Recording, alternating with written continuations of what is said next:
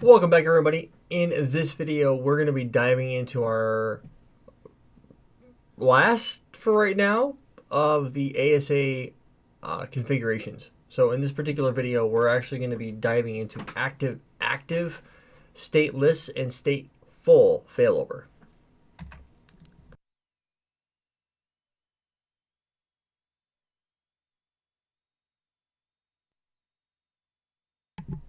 So what we get to dive into in this video is basically going to be a continuation of the previous video. I'm not going to worry about trying to get admin connectivity to the box at the moment.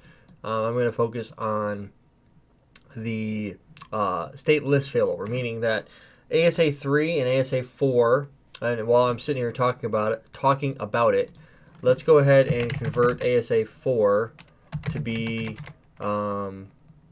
let's do a clear startup config. Right erase. Right erase. Right. No. Right. Yeah. Why am I having a hard time with right erase? I wonder if this is going to do the same thing it did to the other guy. But you know what I'm going to do? While that's busy doing that, I'm just going to say stop.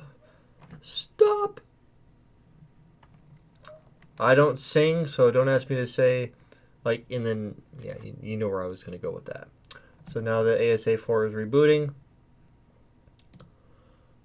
that guy will take a moment to come online, and there he is. We'll say rename tab to be ASA 4, and then we'll drag you over to here. So while that's rebooting, let's talk about how active stateless failover works. So logically, what's happening here is you're taking two ASAs and you are doing what we did in active standby, where one ASA is always standby for the other one, and you can only have two nodes active in the group at any point in time. Well, that logic still applies here. So it's actually not active, it's active standby, but on a per context basis. So what we can do is we can have ASA 3 active for test 15 and ASA 4 standby for test 15, and we can have ASA 4 active for test 16 and have ASA 3 standby for test 16. See what I did there? So we can load balance the traffic if we want to do so, and that gives us a lot of flexibility in terms of what our capabilities are and stuff like that. So ASA 4 should be nearly done being booted, and it is. So operationally, the configuration is pretty simple. So on switch 3, make sure you have configured gig 0/1 as a trunk link, and that's ready to go. That's the only configuration you need to worry about. We're going to start on ASA 3, but I want to wait till ASA 4 is finished booting. And once ASA 4 is finished booting, we can then move through the process of configuring this stateless, meaning there won't be any copying of configuration or state information from, I shouldn't say configuration. Configuration is done automatically. But the state information, so connection tables, VPN stuff, all that whiz-bang wow stuff that we need to care about, that will not be copied over to ASA 4 right away. So we do our telnet tests through the router and test failover and whatnot. We will not be the state table won't be translated. So the connection will actually drop and have to be resynchronized and all that type of stuff. So no, we do not want to go through that. So it's a blank ASA. So we'll type in here, we'll do a show mode. Or in single, I need to go type in mode of multiple. Confirm, yes. Give that a moment to reboot. And it has to be in multiple context mode. If it's not in multiple context mode, there is a critical configuration that will happen. Well, I should say, that won't be there that we'll need. And that is the mapping the failover group. So as we go through and we configure this, we'll have to go underneath the context and say, okay, you're going to be in failover group 1, you're going to be in failover group 2, and if you don't, that group command won't be there if the ASA is not in multiple context mode. So that's one of the very first things I ran into when I first started testing it. I was like, oh, Well, that's not cool. Why is that not there? Oh, because you're in the wrong mode. So there's going to be a little bit of configuration that needs to happen. And then once we have all of that stuff good to go, then we'll go through the process of doing the config to get this guy up and running. So that shouldn't take very long for him to do his thing at all.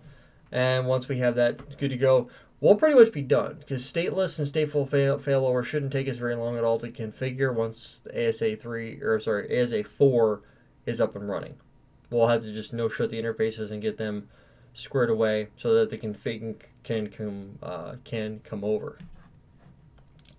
And just remember that when we talk about the failover, you don't want to actually type in the command failover until you've got all the failover config in place. So there's that.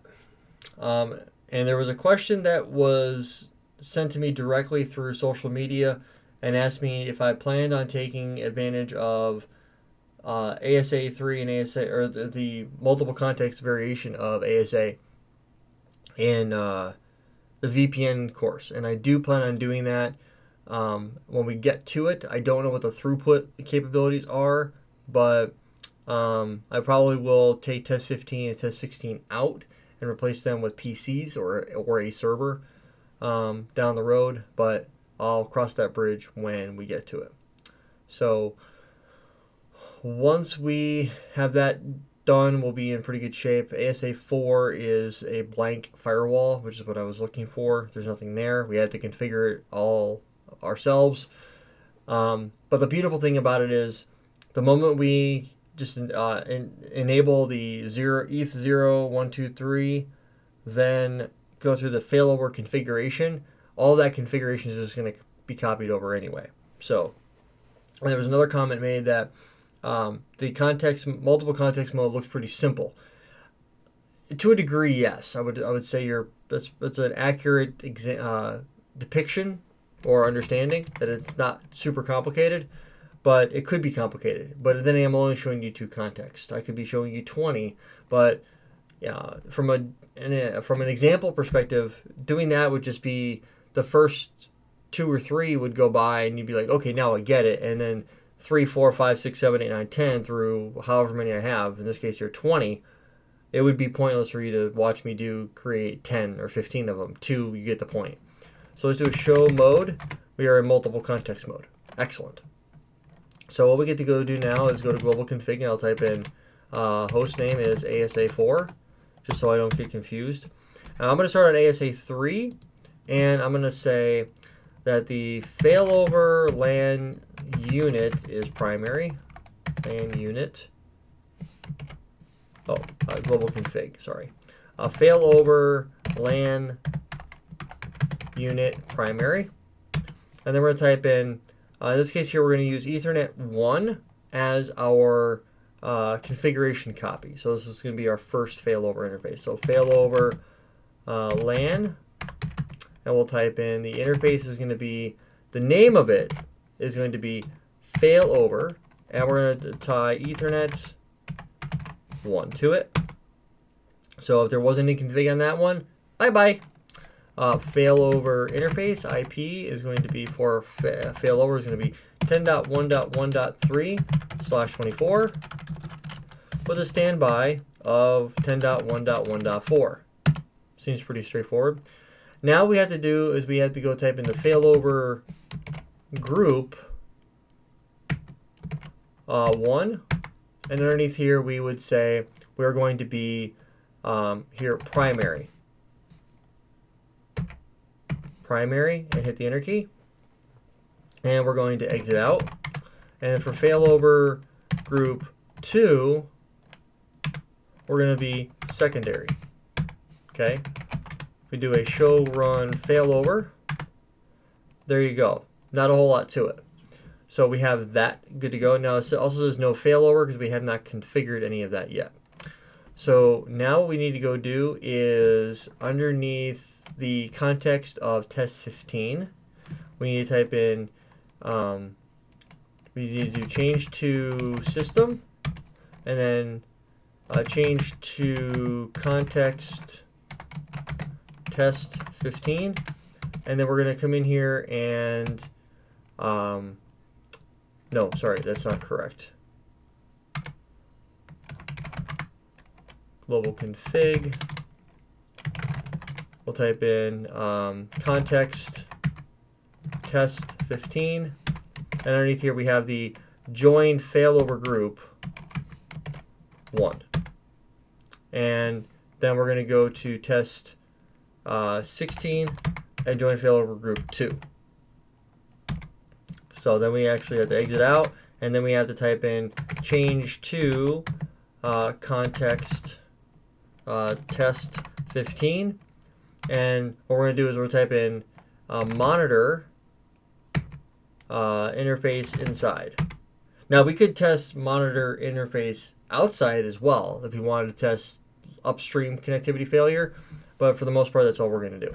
Now we type in show interface IP brief and do show run interface inside.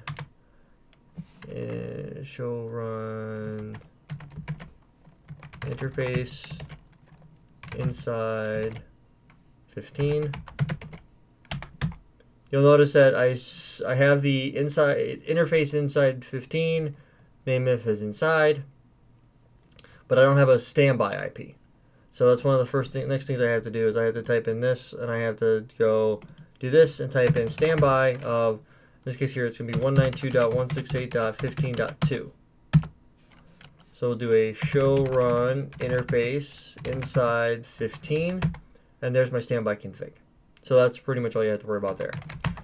So now I'm going to go over and I'm going to say that I'll say failover, because I have all the configuration in place. Actually, let me exit out real quick. Change to system, global config, and failover. Okay, so now that it's gone to active, now I have to go over to ASA3, or sorry, ASA4, type in interface E0, no shut, E1, no shut, E2, no shut, and E3, no shut. Then I had to exit out. Then I had to come over here and say that failover LAN unit is secondary. Failover LAN interface is going to be failover and Ethernet 1. And then failover interface IP for failover is going to be 10.1.1.3/24. Standby of 10.1.1.4. And then failover group 1, and this guy's going to be primary. Failover group 2, this guy's going to be secondary. And then we will go ahead and type in failover. Now we have to wait for this to happen. So it'll take a couple seconds for this to trigger, but once it does, what will end up happening is ASA4 will detect a mate, and once that happens, then the configuration replication will happen. So there's that first dot there that you see. Detected an active mate.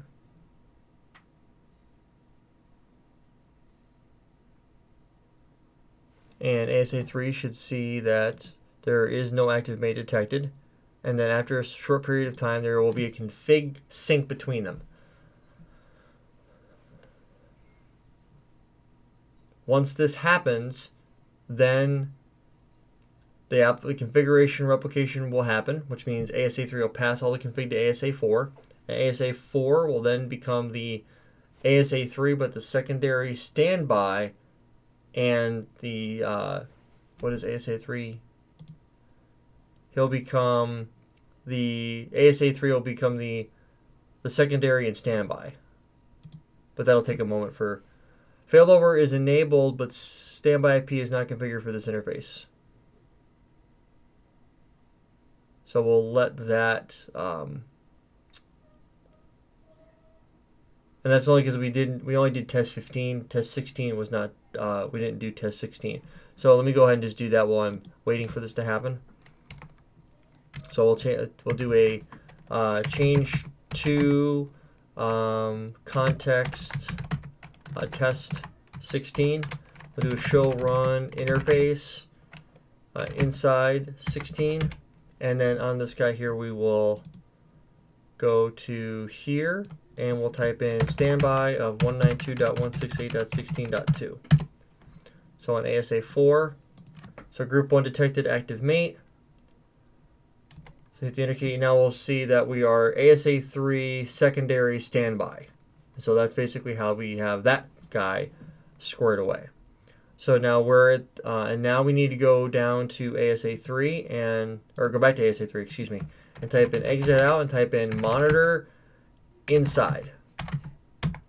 So we want to modify the interface, inside interface. Now I'm at the context level here. I need to type in change to, if I do a show failover, what you're going to see is while this is trying to figure everything out, we have stateless configured right now for failover, and it's still waiting for stuff to synchronize. So everything is not done yet and whatnot. But if we go back to change to system and we do a show failover, you'll see that we are active. So the primary device is active for both, and the other host, so ASA4, is standby for both. So I need to change this. I want ASA4, or the secondary node, to be primary for test 16. So I need to go type in the failover failover active for group. I need to type in, the command here is failover exec. On the standby node, I need to type in failover active for group 2. So what will end up happening if we do a show failover again, you'll see that group 1, this host, so this is ASA 3, for group 1 we're active, for group 2 we're standby ready. For the other host, group 1 we are standby ready, and for group 2 we are active. So we have that active standby. It's active standby on one, active standby on the other, which is what we wanted to achieve. So we have a load balancing. So right now we are just waiting for the sync. So right now it says monitored. We are monitoring the inside interface. And I've actually got to go, let's do a show run real quick. And let me just make sure that underneath that context,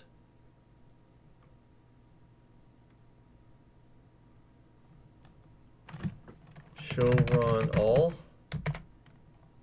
context.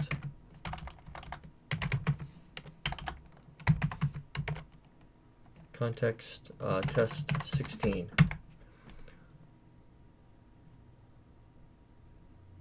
Okay, so I'm not monitoring. Let's see, active config. So we'll do a change to system, change to context test 16. We do a show run.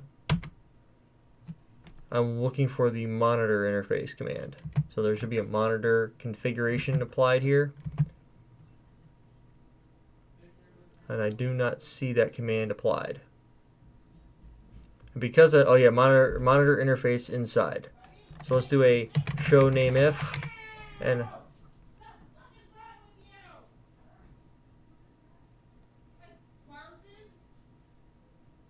so if we do a show failover, we are currently waiting.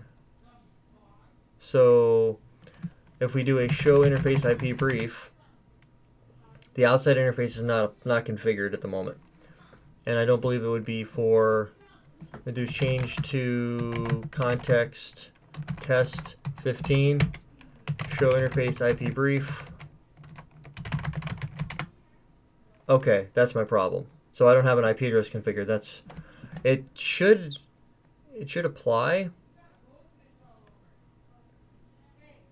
So let's see here.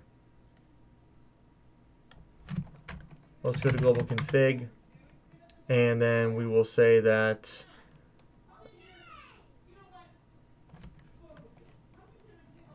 let me see here. It's waiting. Let me just see if show failover. It's monitored for, okay, it is, okay, so for 15, 16.1, and this one here, it is not monitoring for, so this is the problem. So when we look at the configuration, this is why we have to, it's a little clunky the first time you do it, so you have to make sure that you've done it correctly. Do a show failover right now for 15.1 here, we see monitored, right? Oh, and for 16.1 it is not monitored. Even though we specified monitor, it does not have it sitting there. So we have to see why that's not happening. So let's do a, let me see what the problem is here. It's a little tricky the first time you do it.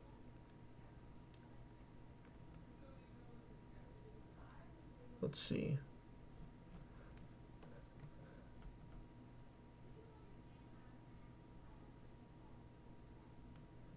So it's waiting.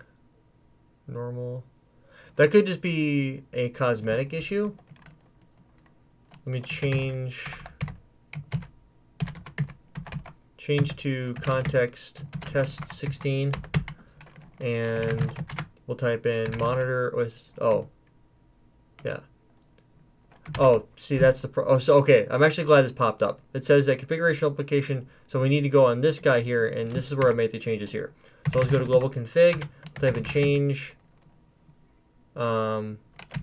to context test 16, and underneath here we'll type in monitor interface inside.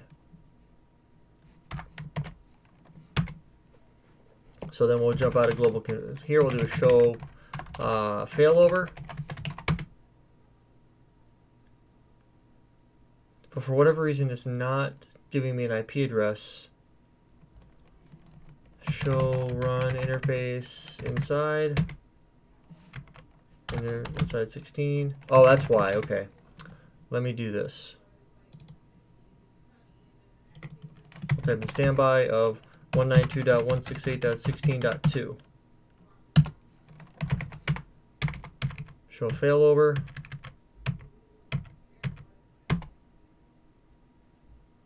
So that should fix that problem.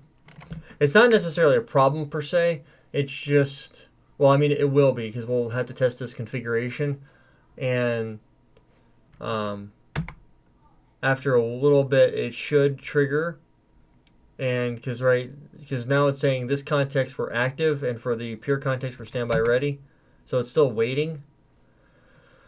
But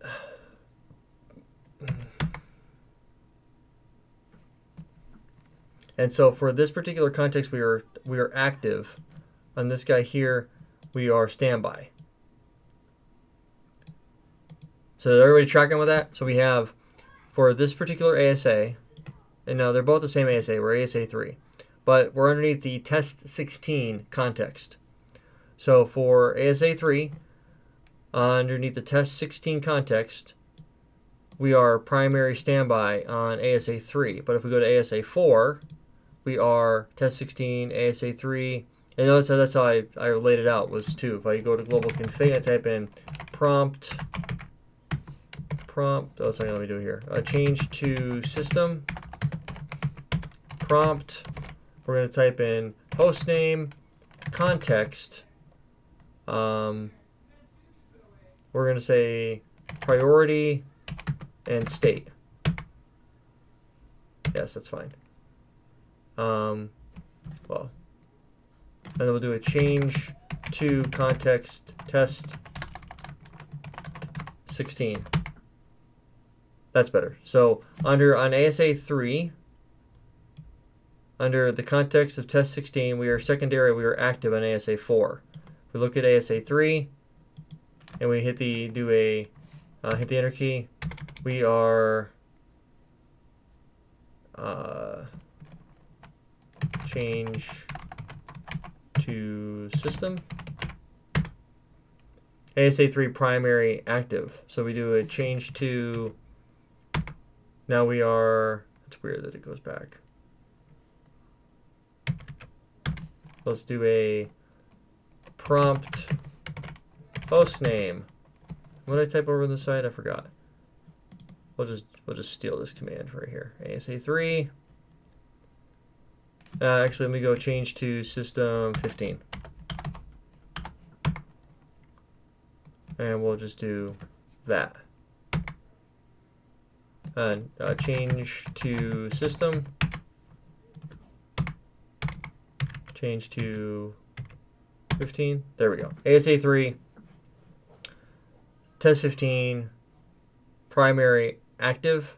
So there we go. So that's how I wanted it to lay out. So let's see. Test 16 is, I'm sorry, ASA 4. We'll do a show failover. There we go. Now we're monitored. It just took a minute for it to synchronize and get all the stuff squared away. So now what we should be able to do is now we should be able to test, since we're underneath the individual. So on ASA 4, I'm going to be underneath the context of test 16. On ASA 3, I'm going to be underneath the context of test 15, because we are both the active nodes for those. So on test 15, if I do a show con long, and I open up on test 15, if I do a telnet session to 10.255.1.1, I type in Rob and my password.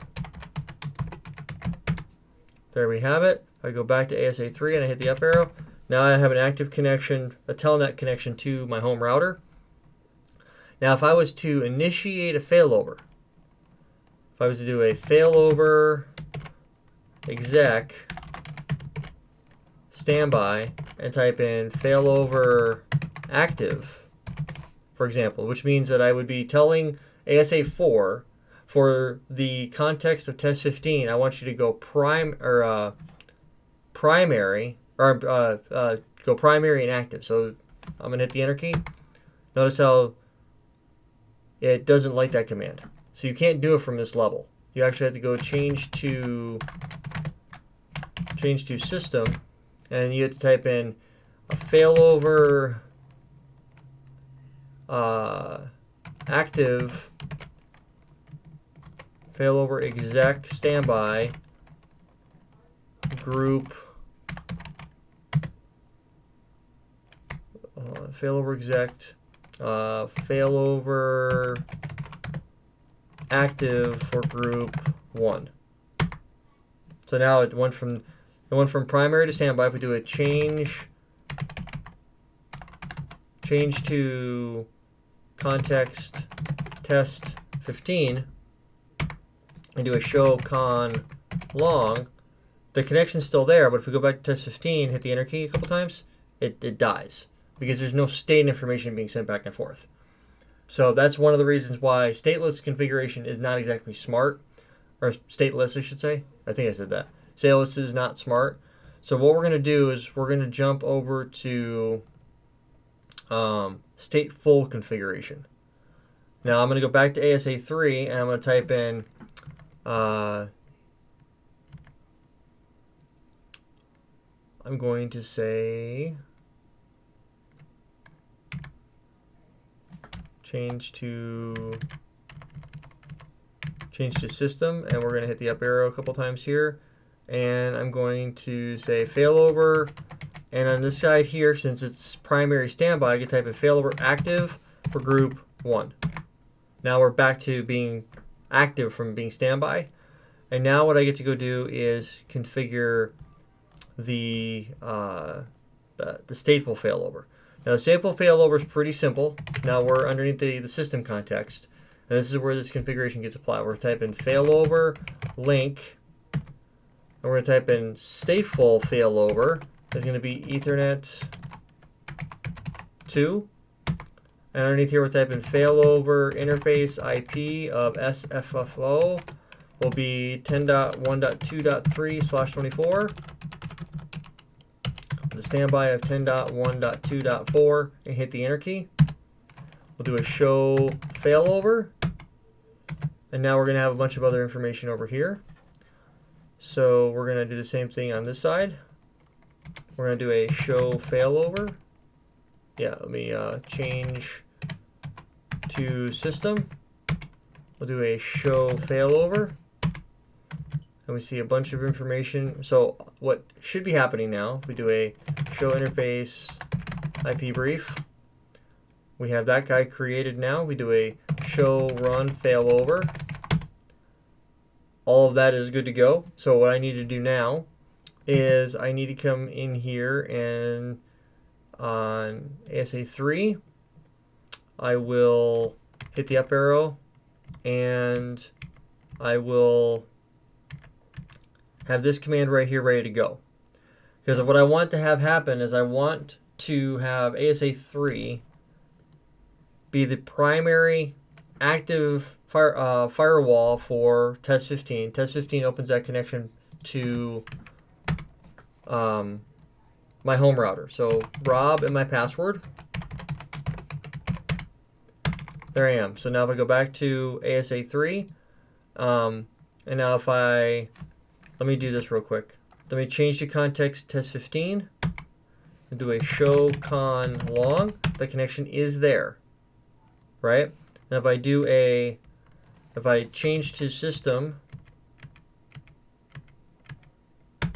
and I execute this command right here, we have to tell, we're going to say via the exec command on the standby node to failover active group 1, which means we're saying we're having ASA 3 tell ASA 4 for group 1 become active. Okay, now that's becoming active. Now we do a show failover. What should happen is you should start to see TCP connections being transmitted across. So now if I go back to test 15 and I hit the enter key, I still maintain my connection, which means connections are coming in test 15, hitting the switch, going to ASA 3, going over to ASA 4 across Ethernet 2, and then going out towards HA switch 1 to R2. That should be the trace path that you go through. If we go back to ASA 3 and I hit the up arrow, we should have more and more connections going across. So it'll take a little bit for the actual state table to be translated because I'm not doing anything. But if I was to go to test 15 and do, say for instance, do a let's do a show IP access list.